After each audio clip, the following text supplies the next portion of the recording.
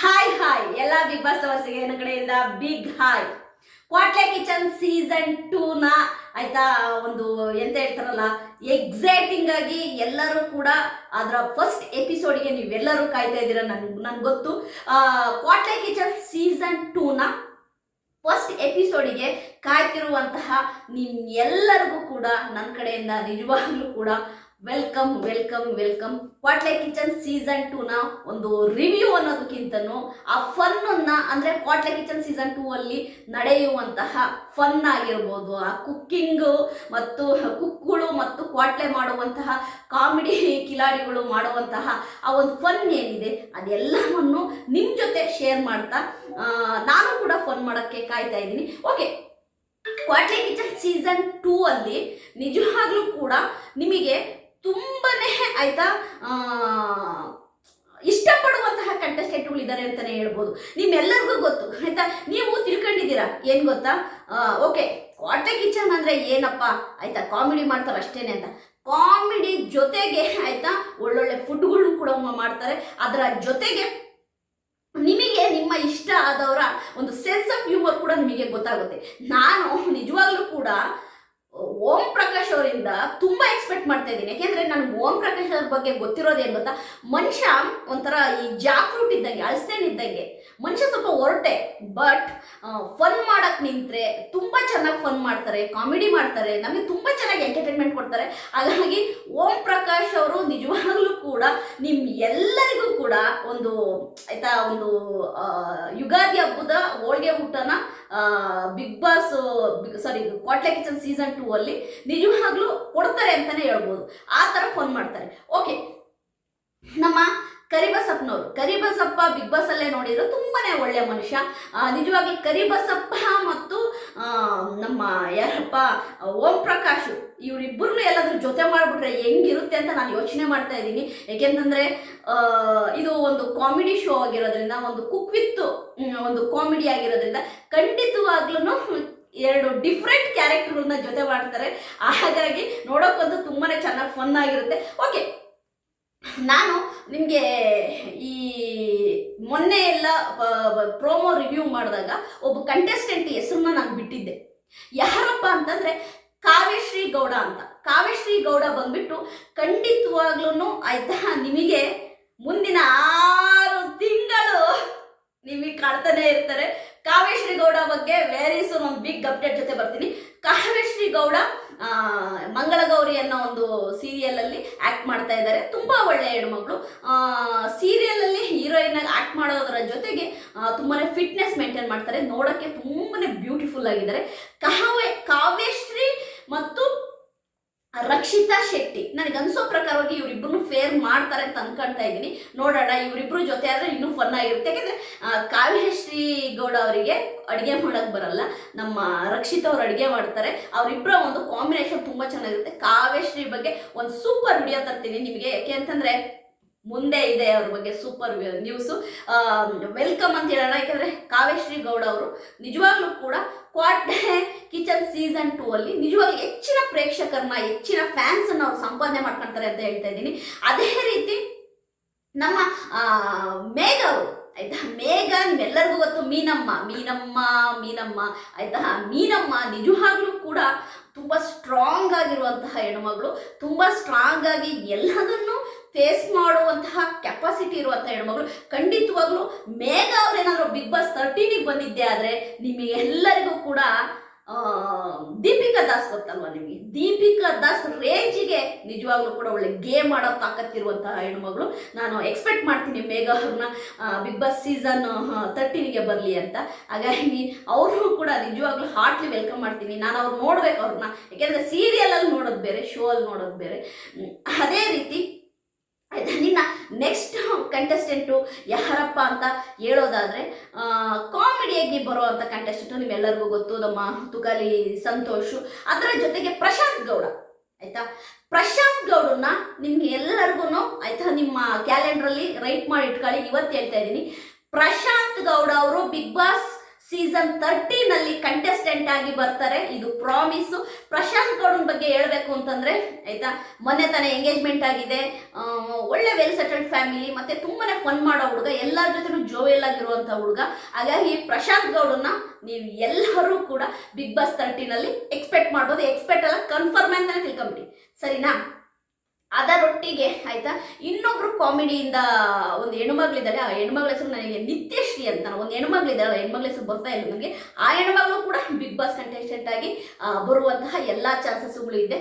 ಈಗ ನಮ್ಮ big boss ಎಲ್ಲಿಂದ ಯಾರು ಬರ್ತಾರೆ ಅನ್ನೋದು ನಿಮ್ಮೆಲ್ಲರಿಗೂ ಒಂದು ರಿವೀಲ್ ಆಗಿದೆ. ಅಂದರೆ 3 ಜನ ಆಯಿತಾ, ಒಂದು ಕರಿಬಸಪ್ಪ, ಒಂದು ನಮ್ಮ ಸೂರಜ್ ಅವರು, ಮತ್ತು ನಮ್ಮ ರಕ್ಷಿತಾ ಶೆಟ್ಟಿಯವರು.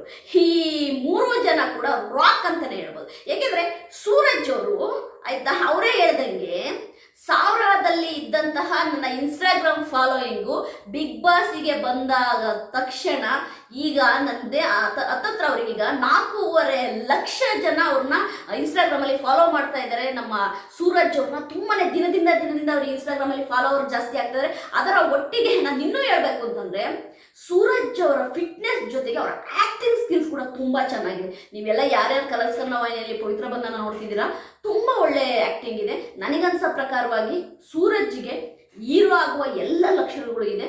ನಾನಂತೂ ಸೂರಜ್ಜು ಕ್ವಾಟ್ಲೆ ಕಿಚನ್ ಸೀಸನ್ 2 ನಿಜವಾಗ್ಲೂ ಫನ್ ಜೊತೆಗೆ ಆಯಿತಾ, ನಮಗೆ ನಿಜವಾಗ್ಲೂ ಕೂಡ ಅವ್ರನ್ನ ನೋಡೋದೇ ಒಂದು ಚಂದ, ನಿಜವಾಗ್ಲೂ ಒಳ್ಳೆ ಎಂಟರ್ಟೈನ್ಮೆಂಟ್ ಕೊಡ್ತಾರೆ ಅಂತ ನಾನು ಅಂದ್ಕೊಳ್ತಾ ಇದ್ದೀನಿ. ನಮ್ಮ ರಕ್ಷಿತಾ ಶೆಟ್ಟಿ ವಿಷಯಕ್ಕೆ ಬಂತಂದರೆ, ರಕ್ಷಿತಾ ಶೆಟ್ಟಿ ಬಗ್ಗೆ ಹೇಳಲೇಬೇಕು. ರಕ್ಷಿತಾ ಶೆಟ್ಟಿ ಕುಕ್ಕಾಗಿ ಬರ್ತಾ ಇದ್ದಾರೆ. ದಯವಿಟ್ಟು ಅವರು ಕಾಮಿಡಿ ಅಂತ ಹೇಳ್ತಾರಲ್ಲ, ಫನ್ ಮಾಡೋಕ್ಕೆ ಕ್ವಾಟ್ಲೆ ಕೊಡೋಕ್ಕಲ್ಲ ಬರ್ತಾ ಇರೋದು, ಶೆಫ್ ಅಂದರೆ ಕುಕ್ ಮಾಡೋಕ್ಕೆ ಬರ್ತಾ ಇದ್ದಾರೆ ರಕ್ಷಿತ್ ಅವರು. ಅವ್ರಿಗೆ ಗೊತ್ತು, ನಿಮ್ಮ ಎಲ್ಲರಿಗೂ ರಕ್ಷಿತಾ ಎಷ್ಟು ಚೆನ್ನಾಗಿ ಕುಕ್ ಮಾಡ್ತಾರೆ ಅಂತ ತುಂಬ ಚೆನ್ನಾಗಿ ಗೊತ್ತು, ಸರಿಯಾ? ಕುಕ್ ಮಾಡುವ ಜೊತೆಗೆ ರಕ್ಷಿತನ ಕೆಲವೊಂದು ಮಾತುಗಳು, ಅವಳು ಯಾಕೆಂತಂದರೆ ಅವಳಿಗೆ ಸ್ವಲ್ಪ ಕನ್ನಡ ಸ್ವಲ್ಪ ತಪ್ಪಾಗುತ್ತೆ, ಅದರಲ್ಲಿ ಮಾತಾಡೋದು, ಮತ್ತು ಆ ಕ್ವಾಟ್ಲೆ ಜೊತೆಗೆ ಅವಳ ಪಾರ್ಟ್ನರ್ ಜೊತೆಗೆ ಅವಳು ಹೆಂಗೆ ಮಿಂಗಲ್ ಆಗ್ತಾಳೆ, ಹೇಗೆ ನಮ್ಮೆಲ್ಲರಿಗೆ ಎಂಟರ್ಟೈನ್ಮೆಂಟ್ ಮಾಡ್ತಾಳೆ ಅನ್ನೋದನ್ನು ನಾನು ವೆಯ್ಟ್ ಮಾಡ್ತಾ ಇದ್ದೀನಿ. ಓಕೆ, ರಕ್ಷಿತಾ ಶೆಟ್ಟಿ ಬಗ್ಗೆ ಈಗಲೂ ಕೂಡ ನೆಗೆಟಿವ್ ಮಾಡ್ತಾರೆ, ಈಗಲೂ ಕೂಡ ಅವಳ ಬಗ್ಗೆ ಒಂಥರ ಫನ್ ಮಾಡ್ತಾರೆ, ಅವಳ ಬಗ್ಗೆ ಈಗಲೂ ಕೂಡ ಏನೇನು ಪದಗಳಿಂದ ಕರೀತಾರೆ. ಅವ್ರು ಎಲ್ಲರಿಗೂ ಒಂದೇ ಹೇಳೋದು, ನಾನು ಒಂದು ತಿಳ್ಕೊಳ್ಳಿ, ರಕ್ಷಿತಾ ಸೋಷಿಯಲ್ ಮೀಡಿಯಾನ ನಮ್ಮೆಲ್ಲರಿಗಿಂತ ಹೆಚ್ಚಾಗಿ ಅರ್ಥ ಮಾಡ್ಕೊಂಡಿದ್ದಾಳೆ. ಸೋಷಿಯಲ್ ಮೀಡಿಯಾ ಅಂತಂದರೆ ಆ ರಕ್ಷಿತನ ಪ್ರಕಾರ ನೀನು ಹೆಂಗಾದರೂ ಟ್ರೆಂಡ್ ಮಾಡು, ಪಾಸಿಟಿವ್ ಆಗಾದರೂ ಟ್ರೆಂಡ್ ಮಾಡು, ನೆಗೆಟಿವ್ ಆಗಾದರೂ ಟ್ರೆಂಡ್ ಮಾಡು. ನೀನು ಸೋಷಿಯಲ್ ಮೀಡಿಯಾದಲ್ಲಿ ನೀನು ಏನೇ ಒಂದು ಕಂಟೆಸ್ಟೆಂಟ್ ಬಗ್ಗೆ, ಒಬ್ಬ ವ್ಯಕ್ತಿ ಬಗ್ಗೆ ನೀನು ಹೈಪ್ ಮಾಡ್ತಿದ್ಯಾ, ಅವ್ರನ್ನ ಆಯಿತಾ, ಇನ್ನೇನೋ ಮಾಡ್ತಿದ್ಯಾ ಅಂತಂದರೆ ಅದೊಂಥರ ಪಬ್ಲಿಸಿಟಿನೇ. ಪಬ್ಲಿಸಿಟಿ ಈಸ್ ಪಬ್ಲಿಸಿಟಿ, ಅದು ನೆಗೆಟಿವ್ ಪಾಸಿಟಿವ್ ಅವಳು ತುಂಬ ತಲೆ ಕೆಡಿಸ್ಕೊಳಲ್ಲ. ಯಾಕೆ ಇದ್ರ ಬಗ್ಗೆ ಒಂದು ಎರಡೇ ಮಾತು ಹೇಳ್ಬಿಡ್ತೀನಿ ಅಂದರೆ, ಇವತ್ತನೇ ಒಂದು ಇಂಟ್ರ್ಯೂ ನೋಡಿದೆ ನಾನು. ನಮ್ಮ ಧ್ರುವಂತವರು, ನಮ್ಮ ರಕ್ಷಿತಾ ಕಾಲ್ ಮಾಡ್ತಾಳೆ ಧ್ರುವಂತವರಿಗೆ. ಕಾಲ್ ಮಾಡಿದಾಗ ಅವಳು ಎಷ್ಟು ಚೆನ್ನಾಗಿ ಪ್ರೀತಿಯಿಂದ ಮಾತಾಡ್ತಾಳೆ. ಅದ್ರ ಜೊತೆಗೆ ಏನು ನಮ್ಮ ಧ್ರುವಂತವರು ನಮ್ಮ ದಿಲೀಪ್ ರಾಜ್ ಅವರ ಒಂದು ಸಾವಿಗೆ ಹೋದಾಗ ಒಂದು ಸ್ಮೈಲ್ ಮಾಡಿದ್ರು ಅಂತೇಳಿ ತುಂಬ ಟ್ರೋಲ್ ಮಾಡಿದರು. ನಾನು ಯಾಕೆ ಅದ್ರ ಬಗ್ಗೆ ಮಾತನಾಡಲಿಲ್ಲ ಅಂತಂದರೆ, ಒಬ್ಬ ಎದುರುಗಡೆ ಮನುಷ್ಯ ಹೇಗಿದ್ದೀರಾ ಅಂತ ಕೇಳಿದಾಗ ಚೆನ್ನಾಗಿದ್ದೀವಿ ಅನ್ನೋದು ಒಂದು ಸ್ಮೈಲಿಯಾಗಿ ಚೆನ್ನಾಗಿದ್ದೀವಿ ಅನ್ನೋದು ಒಂದು ವಾಡಿಕೆ. ಅದೇ ಥರ ಧ್ರುವಂತವ್ರು ಹೇಳಿದ್ದಾರೆ, ಪಾಪ ಅವರು ನಗಬೇಕು ಅಂತ ಮತ್ತೊಂದಕ್ಕೂ ಹೇಳಿಲ್ಲ. ಅದನ್ನು ಅಂದರೆ ಅವ್ರು ಹೇಗಿದ್ದೀರಾ ಅನ್ನೋದನ್ನು ರಿಸೀವ್ ಮಾಡ್ಕೊಂಡು ಈ ಕಡೆಯಿಂದ ಚೆನ್ನಾಗಿದ್ದೀನಿ ಅನ್ನೋದು ಒಂದು ಸ್ಮೈಲಾಗಿ ಹೇಳಿದ್ದಾರೆ. ಅದನ್ನು ದೊಡ್ಡ ಇಶ್ಯೂ ಮಾಡಿ ಸೋಷಿಯಲ್ ಮೀಡಿಯಾದಲ್ಲಿ ಮಾತಾಡೋಕೆ ತುಂಬ ವಿಷಯ ಇರ್ತವೆ, ಅವು ಮಾತಾಡಲ್ಲ. ಈತವ್ರನ್ನ ತಗೊಂಡು ಬಂದ್ಬಿಟ್ಟು ಈ ಥರ ಭೂತಾಕಾರದಲ್ಲಿ ದೊಡ್ಡದಾಗಿ ಮಾಡ್ತಾರೆ. ನಾವು ಅಂಥವನ್ನೆಲ್ಲ ಮಾಡೋಕ್ಕೆ ಹೋಗಲ್ಲ, ಯಾಕೆಂದರೆ ನಮ್ಮ ಕೆಲಸ ಅದಲ್ಲ, ಸರಿ? ಆಗ ರಕ್ಷಿತಾ ಸೋಷಿಯಲ್ ಮೀಡಿಯಾದಲ್ಲಿ ನಿಮ್ಮನ್ನ ಟ್ರೋಲ್ ಮಾಡಿದ್ರಲ್ಲ, ಅದರಿಂದ ನಿಮ್ಗೆ ಏನಾದರೂ ಹರ್ಟ್ ಆಯಿತಾ ಅಂತ ಕೇಳ್ತಾರೆ. ನಮ್ಮ ಧ್ರುವಂತವರು ಏನೂ ಇಲ್ಲ ಅಂತಾರೆ. ರಕ್ಷಿತಾ ಹೇಳ್ತಾರೆ, ಸೋಷಿಯಲ್ ಮೀಡಿಯಾದ್ರ ಬಗ್ಗೆ ತುಂಬ ತಲೆ ಕೆಡಿಸ್ಕೊಳಕ್ಕೆ ಹೋಗ್ಬಾರ್ದು. ಯಾರು ಏನು ಕಮೆಂಟ್ ಆಗ್ತಾರೆ, ಯಾರು ನಮ್ಮ ಟ್ರೋಲ್ ಮಾಡ್ತಾರೆ, ಯಾರು ಏನು ಮಾಡ್ತಾರೆ. ಯಾಕೆಂದರೆ ರಕ್ಷಿತಾ ಇದ್ರ ಬಗ್ಗೆ ತುಂಬ ಚೆನ್ನಾಗಿ ನಾಲೆಡ್ಜ್ ಇದೆ ರಕ್ಷಿತನಿಗೆ, ಆಯಿತಾ? ಅದನ್ನು ನಾನು ಕೂಡ ಇತ್ತೀಚೆಗೆ ಆಯಿತಾ ತುಂಬ ಬ್ಯಾಡ್ ಕಮೆಂಟ್ ಯಾರು ಆಗ್ತಾರೆ, ನನಗೆ ಬಕೆಟು ಚೊಂಬು ಆಯಿತಾ ಸಿಂಕ್ ಟ್ಯಾಂಕ್ ಎಲ್ಲ ಹೇಳ್ತಾ ಇರ್ತಾರೆ. ನಾನು ಅವ್ರಿಗೆ ಒಂದೇ ವಿಷಯ ಹೇಳೋದು, ನಾನು ನನ್ನ ಕೆಲಸ ನಾನು ಪ್ರಾಮಾಣಿಕತೆಯಿಂದ ಮಾಡ್ತಾ ಇದ್ದೀನಿ, ಆಯಿತಾ? ನೀವು ಹೇಗೆ ತಿಳ್ಕೊಳ್ತೀರೋ ಅದು ನಿಮಗೆ ಬಿಟ್ಟಿದ್ದು, ಸರಿಯಾ? ನಿಮಗೆ ಬಿಟ್ಟಿದ್ದು. ನಾನು ಅದಕ್ಕೆಲ್ಲ ಪ್ರತಿ ಸರಿನೂ ನಾನು ರಿಪ್ಲೈ ಕೊಡ್ತಾ ಇರೋಕ್ಕಾಗಲ್ಲ, ಸರಿನಾ? ಹಾಗಾಗಿ ರಕ್ಷಿತಾ ನಿಜವಾಗ್ಲೂ ಕೂಡ ಕ್ವಾಟ್ಲೆ ಕಿಚನ್ ಸೀಸನ್ 2 ಮೀಮರ್ಸಿಗಾಗಿರ್ಬೋದು, ಮೀಮ್ ಕ್ರಿಯೇಟ್ ಮಾಡ್ತಾರಲ್ಲ, ಮೀಮ್ ಕ್ರಿಯೇಟ್ ಮಾಡೋರಿಗಾಗಿರ್ಬೋದು, ಅದೇ ರೀತಿ ಕಂಟೆಂಟ್ ಕ್ರಿಯೇಟ್ ಮಾಡೋರಿಗಾಗಿರ್ಬೋದು, ಅದೇ ರೀತಿ ಇನ್ಸ್ಟಾಗ್ರಾಮಲ್ಲಿ ಯೂಟ್ಯೂಬಲ್ಲಿ ಅವಳ ಒಂದು ರೀಲ್ಗಳನ್ನ ಕಾಪಿ ಮಾಡಿ ಅವಳ ಥರನೇ ಆ್ಯಕ್ಟ್ ಮಾಡೋರಿಗಾಗಿರ್ಬೋದು, ಫನ್ ಮಾಡೋರಿಗಾಗಿರ್ಬೋದು, ನಿಜವಾಗ್ಲೂ ಸೂಪರ್ ಕಂಟೆಂಟ್ ಕೊಡ್ತಾಳೆ ಅಂತಲೇ ಹೇಳ್ಬೋದು. Super content, next level content ಕೊಡ್ತಾಳೆ. ಸೋಷಿಯಲ್ ಮೀಡಿಯಾದಲ್ಲಿ ಸತತ ಜೂನ್, ಜುಲೈ, ಆಗಸ್ಟು ಸತತ 3 ತಿಂಗಳ ಕಾಲ ರಕ್ಷಿತನ ವಿಡಿಯೋಗಳು, ರೀಲ್ಸ್ಗಳು, ಶಾರ್ಟ್ಸ್ಗಳು ಆಯಿತಾ ಇನ್ಸ್ಟಾಗ್ರಾಮ್ ಮತ್ತು ಯೂಟ್ಯೂಬ್ ತುಂಬ ಓಡಾಡ್ತವೆ ಅಂತಲೇ ಹೇಳ್ಬೋದು. ಯಾಕೆಂತಂದ್ರೆ ನಾನು ಇಷ್ಟೊಂದು ಐ ಕೊಟ್ಟು ಹೇಳ್ತಿದ್ದೀನಿ ಅಂತ ಅಂದ್ಕೋಬೇಡಿ, ರಿಯಾಲಿಟಿ ಹೇಳ್ತಿದ್ದೀನಿ. ನಾನು ಒಪ್ಕೊಳ್ಳೋದು ಬಿಡೋದು ನಿಮಗೆ ಬಿಟ್ಟಿದ್ದು. ಅದಲ್ಲದೆ ನಮ್ಮ ಕ್ವಾಟ್ಲೆ ಕಿಚನ್ ಸೀಸನ್ 2 ಅವರು ರಕ್ಷಿತನ ಒಂದು ಫೋಟೋಶೂಟ್ ಕೂಡ ಮಾಡಿದ್ದಾರೆ. ಅಂದರೆ ಅವಳನ್ನೇ ಒಂದು ಹೈಲೈಟ್ ಆಗಿ ಫೋಟೋಶೂಟ್ ಮಾಡಿದ್ದಾರೆ. ಅದೆಲ್ಲ ನಂಗೆ ತುಂಬ ಇಷ್ಟ ಆಯಿತು. ಕ್ವಾಟ್ಲೆ ಕಿಚನ್ ಸೀಸನ್ 2 ಯಾವಾಗ ಬರುತ್ತೆ ಅಂತ ತಾನೇ ನೀವು ಕೇಳ್ತಾ ಇರೋದು. ಇದೇ ವಾರ, ಇದೇ ಮೇ ತಿಂಗಳು 30ನೇ ತಾರೀಕು ನಮ್ಮ ಕ್ವಾಟ್ಲೆ ಕಿಚನ್ ಸೀಸನ್ 2ನ ಫಸ್ಟ್ ಎಪಿಸೋಡು ಟೆಲಿಕಾಸ್ಟ್ ಆಗುತ್ತೆ. ನಿಮಗೆ ವೆರಿ ಸೂನು ನಮ್ಮ ಕಲರ್ಸ್ ಕನ್ನಡ ವಾಹಿನಿಯವರು ಆ ಒಂದು ಪ್ರೋಮೋನ ಬಿಡುಗಡೆ ಮಾಡ್ತಾರೆ. ಯಾವತ್ತು ಬರುತ್ತೆ ಅಂದರೆ ನೆಕ್ಸ್ಟ್ ವೀಕು ನಿಮ್ಮ ಮುಂದೆ ಕ್ವಾಟ್ಲೆ ಕಿಚನ್ ಸೀಸನ್ 2 ಫಸ್ಟ್ ಎಪಿಸೋಡ್ ಬರ್ತಾ ಇದೆ. ಅಂದರೆ ಮೇ 30. ಇನ್ನೊಂದು ವಾರ ವೆಯ್ಟ್ ಮಾಡಿ. ಈ ವಿಡಿಯೋನ ಯಾರ್ಯಾರೆಲ್ಲ ನೋಡ್ತಾ ಇದ್ದೀರಾ ಕೊನೆ ತನಕ ನೋಡಿದ್ರೆ ನಿಮ್ಗೆ ಅರ್ಥ ಆಗುತ್ತೆ.